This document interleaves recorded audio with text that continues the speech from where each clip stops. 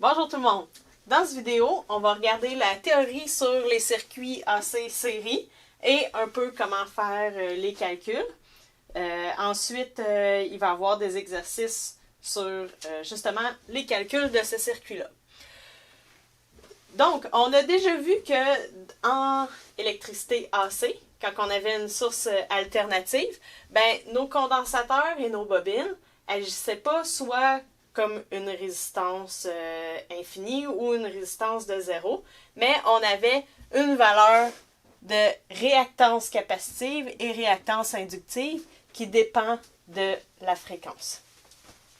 On a aussi vu que dans les bobines, ici L, la tension est en avance sur le courant, et dans le condensateur, ici la lettre C, le courant est en avance sur la tension. Donc, j'ai un circuit série. Qu'est-ce que je voudrais trouver? Ben, je veux trouver la tension que chacun de mes composants utiliserait. Pourquoi je veux trouver cette tension-là?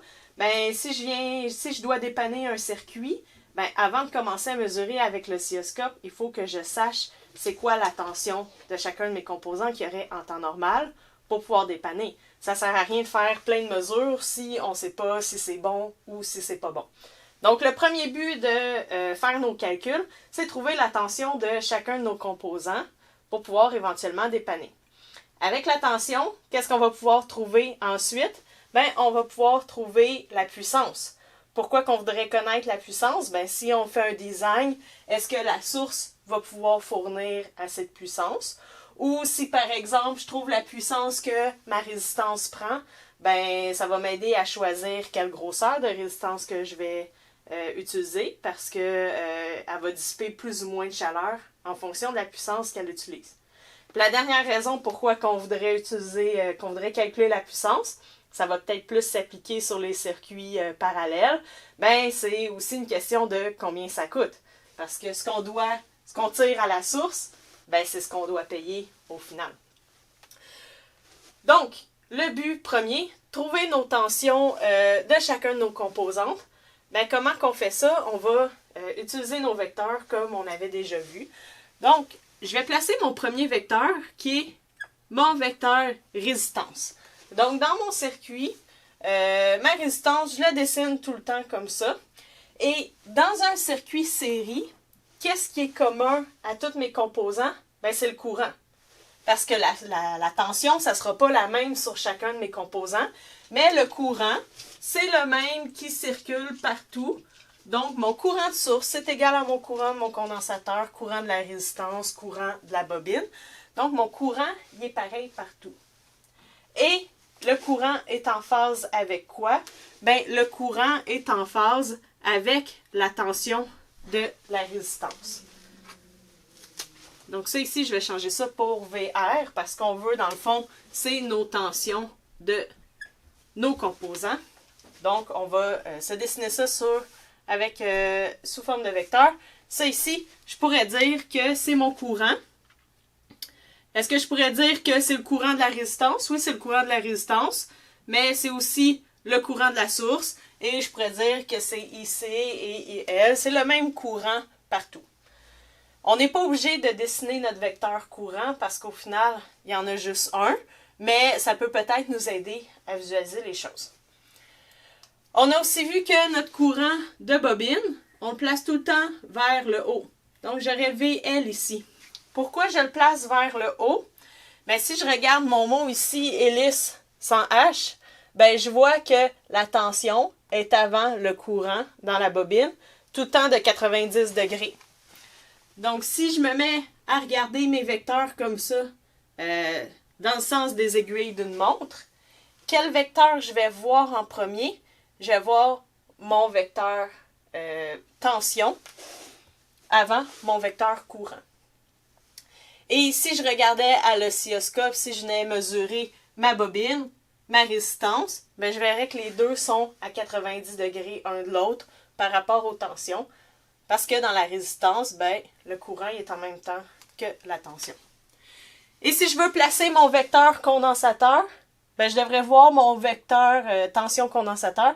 Je devrais voir le vecteur courant, 90 degrés avant.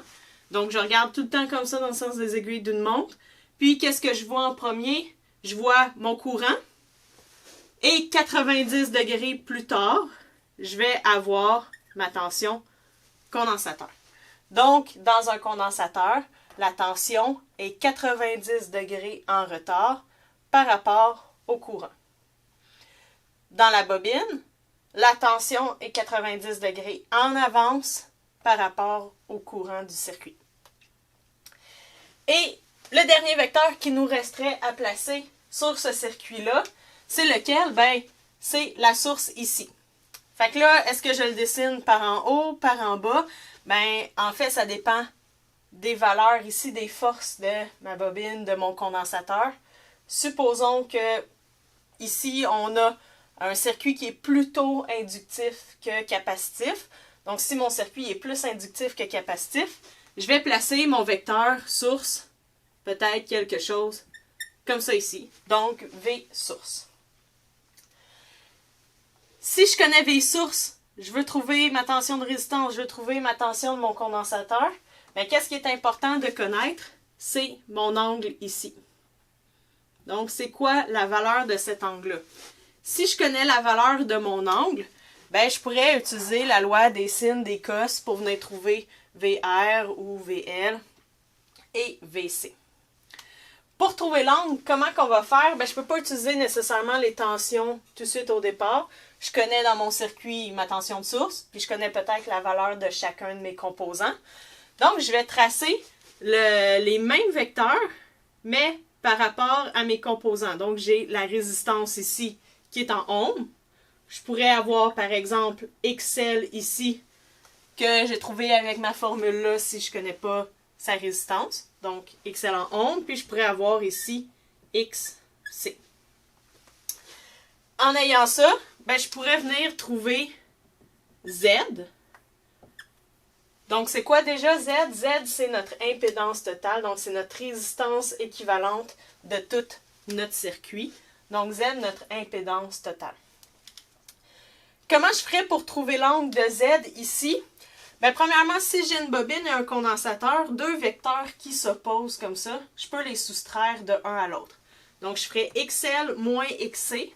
Qu'est-ce que ça me donnerait? Ça me donnerait, je pourrais écrire X total, donc j'aurais X résultat. J'ai mon vecteur résistance ici. Et qu'est-ce que je cherche? Je cherche Z. Mais là, si j'ai juste ça ici de dessiner comme ça, il y en a pour qui c'est pas évident. Ben, il est où mon triangle rectangle là-dedans? Ben, nos vecteurs, je peux tout le temps déplacer ce vecteur-là ici, X ou XL ou XC. Je peux tout le temps le déplacer de gauche à droite, juste pour m'aider à visualiser la chose. Donc, si je le déplace, je vais avoir R ici. Je vais avoir mon X total ici. Ça ne change pas la valeur, on fait juste le déplacer dans l'espace pour pouvoir faire nos calculs. Et ici, j'ai Z. Donc là, on le voit que l'angle qui est ici, c'est le même angle qu'ici. Et ça nous aide à faire le calcul. Donc, si je veux trouver la valeur de cet angle-là, je connais ma réactance totale ici parce que j'ai fait XL moins XC ou j'ai un circuit que j'ai juste XL qui est XL ici. Donc, ben, qu'est-ce que je vais faire? Mon angle, je peux faire tangente moins 1 de mon opposé qui est lui ici sur mon adjacent. Ça me donne mon résultat de l'angle.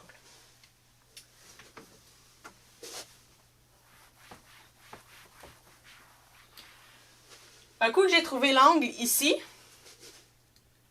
ben, le déphasage que ça me donne ici par rapport à mes impédances, ce qui est pratique, c'est que c'est le même déphasage que je vais avoir ici à cet endroit-là. Donc, si je trouve un angle, 33 degrés, ben, je vais utiliser 33 degrés ici. Connaissant V source, ben là, je peux utiliser, par exemple, cosinus de mon angle. Je cherche l'adjacent et je connais l'hypoténuse qui est mon V source. Je pourrais venir trouver VR, par exemple. Et finalement, la dernière chose qu'on veut trouver, c'est la puissance. Donc, on va avoir aussi nos vecteurs, nos triangles de puissance. Je vais effacer ça ici pour avoir un peu d'espace. Donc, les puissances, j'en ai 3. On a vu que il y a celle des watts que vous connaissez, qui est la puissance de nos résistances. Donc, les résistances, il prend la tension au courant et on fait de la chaleur avec ça. Donc, lui ici, notre puissance de nos résistances, on va dessiner notre vecteur pareil comme celui des résistances. Donc, lui ici, ce vecteur-là, on va l'appeler P. C'est la puissance réelle. Pourquoi qu'on l'appelle la puissance réelle? Ben, c'est parce que c'est la puissance qu'on fait quelque chose avec. On fait de la chaleur, généralement. Et l'unité que vous connaissez, c'est des watts. On a vu aussi que la puissance dans les bobines et les condensateurs, ben, c'est pas tout à fait la même chose qui se passe qu'avec nos résistances, que ça se dissipe en chaleur. Donc, les bobines, condensateurs, ben, si on prend l'exemple du condensateur, pendant la moitié du temps, le condensateur va accumuler de l'énergie, pendant la moitié de notre cycle AC. Pendant l'autre moitié, il va renvoyer cette énergie-là au circuit. On sait que c'est pas 100% parfait, puis il y a un peu de pertes autres, mais généralement, il y accumule, puis il renvoie au circuit. Donc ça, c'est pour le condensateur. Si j'avais un circuit avec juste un condensateur, je pourrais dessiner ma puissance comme ça vers le bas.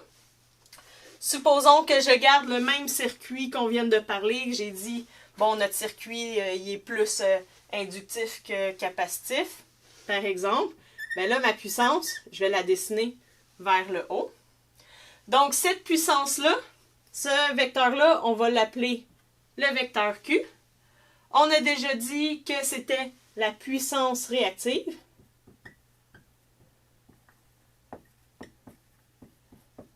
Pensez aux mots réactance capacitive, réactance inductive. Donc, la puissance réactive.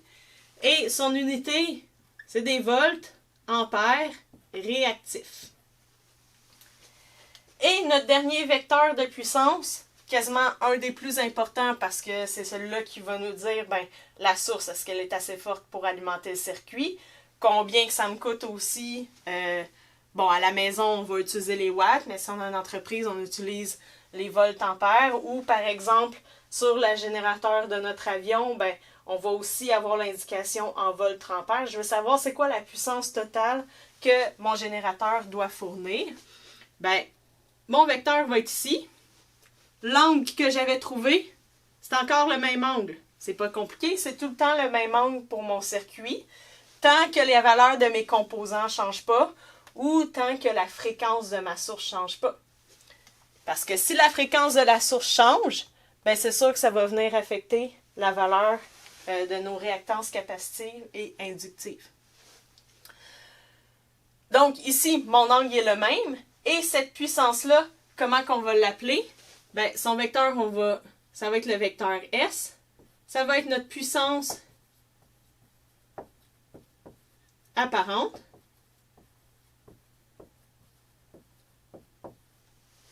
Et son unité, ça va être des volts ampères. Donc, dans mon circuit, je peux avoir trouvé mes tensions pour savoir c'est quoi mes chutes de tension dans chacun des composants. Je peux trouver aussi la valeur de mon courant. Comment je trouve la valeur de mon courant? Ben, je peux prendre la valeur de ma réactance ici fois la tension de mon condensateur. V est égal à RI s'applique. Je peux faire ça avec la résistance. Je devrais tout le temps trouver le même I, peu importe que j'utilise la bobine, la résistance ou le condensateur. Il faut juste utiliser la valeur en ohms de notre composant et la tension de notre composant. Si je veux trouver la valeur du courant avec la bobine, ben je vais utiliser mon vecteur VL pour faire V est égal à RI. Un coup que j'ai trouvé I, ben si je voudrais trouver les puissances, mettons je vais trouver ma puissance en watts, ben je peux faire P est égal à V fois I.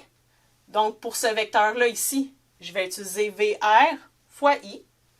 Si je veux trouver la puissance ici, ben je vais utiliser la valeur de ma tension totale de mes réactances. Si j'ai deux vecteurs, c'est sûr qu'il faut que je supprime un à l'autre pour avoir le total. Ils sont en opposition.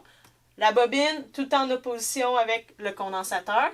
Donc là, je pourrais faire ma tension de mes réactances fois mon courant. Ou je peux juste en trouver un, puis avec mon angle ici, ben venir trouver les autres. Je peux prendre ma tension de source fois le courant. Je vais avoir mon vecteur ici. Si ça ne me tente pas de trouver le courant, ben je peux tout le temps utiliser V au carré sur R, qui s'applique aussi que ça soit R résistance ou ma réactance inductive, du moment que j'utilise mon bon vecteur. Donc, notre angle, tout le temps le même, et on peut trouver, on a dans le fond trois sets de vecteurs. J'en ai un pour mes réactances et résistances, j'en ai un pour ma tension, j'en ai un pour les puissances, tout le temps le même angle. La dernière chose qu'on peut calculer, c'est notre facteur de puissance pour notre triangle de puissance. Donc, facteur de puissance, ou en anglais, power factor, ça va être égal à quoi? Cos de mon angle. Donc, si mon angle ici est très proche de 0, mon facteur de puissance va être presque 1. Donc, ça veut dire que 100% de la puissance de ma source, ce qu'elle doit donner, ben, c'est utilisé en travail comme en chaleur. Si au contraire, mon vecteur de puissance est très proche de mes puissances réactives, ben là, mon facteur de puissance, il va être proche de 0. Ça veut dire que j'ai quasiment pas de ce que la source doit fournir qui est vraiment utilisé en puissance. Donc, le facteur de puissance, c'est utile pour savoir ben, quelle proportion de ma source, de la puissance que ma source fournit, quelle proportion est vraiment utilisée en travail accompli par nos résistances. Ça ne veut pas dire que les condensateurs et les bobines n'accomplissent pas de travail. Au contraire, les bobines sont souvent utilisées, on les a vues ben, pour tout ce qui est des moteurs, tout ce qui est faire tourner des choses. Mais on s'entend que ce n'est pas le même type de puissance comme on avait déjà vu. Donc, à partir de ça, on va faire quelques exercices avec des calculs, avec des chiffres pour mettre ça en application.